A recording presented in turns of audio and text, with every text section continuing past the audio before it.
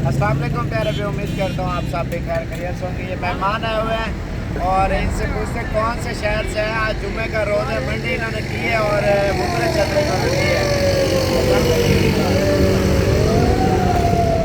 आपका नाम क्या है? थोड़ा आगे आ जाओ ना। ये तला भी है और भैया आपका नाम क्या है?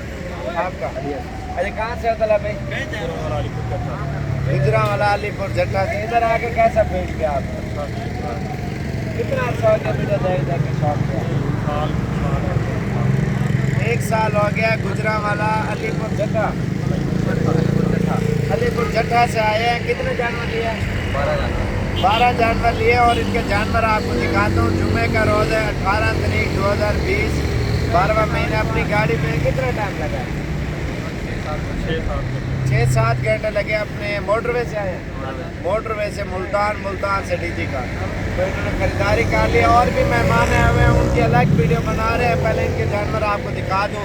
और ये मुनासिब प्राइस वाले इन्होंने लिए माशाल्लाह से। ये देखें, इन्होंने सस्ती। ये सेल करोगे या आप रखोगे?